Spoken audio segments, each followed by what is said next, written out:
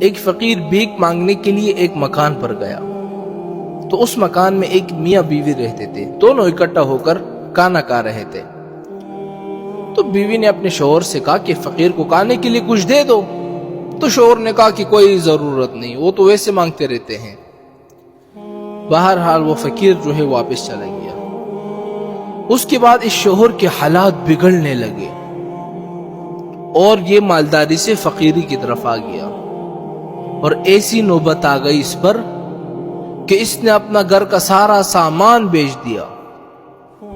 تو پھر اس نے اپنی بیوی سے کہا کہ دیکھو، اب میں تم کو اپنے پاس نہیں رکھ سکتا، نہ مجھ میں طاقت ہے کہ میں تمہیں خرچہ پانی دوں، اس لیے میں تم کو چھوڑنا چاہتا ہوں۔ اس نے اپنی بیوی کو چھوڑ دیا۔ اس کے بعد اس عورت نے کسی اور جگہ شادی کر لی اور وہ دونوں خوشی زندگی گزارتے رہے۔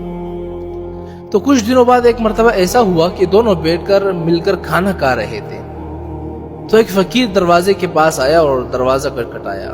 تو شوہر نے بیوی سے کہا کہ کچھ کھانے کے لیے دے دو۔ عورت دیکھنے کے لیے گئی تو فقیر کو دیکھتے ہی زار و قطار رونے لگی۔ اس کے شوہر نے پوچھا کچھ چھیڑ چھاڑ تو نہیں کی اس نے؟ وہ کچھ بول ہی نہیں رہی تھی، صرف رو رہی تھی۔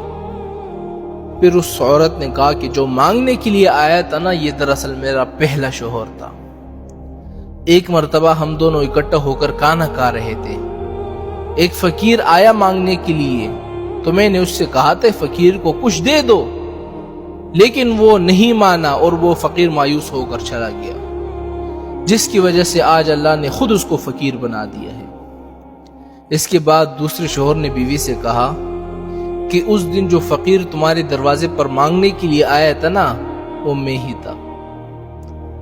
اللہ نے مجھے امیر بنا دیا ہے اور اسے میرے دروازے پر فقیر بنا کر بھیج دیا۔ اللہ اکبر۔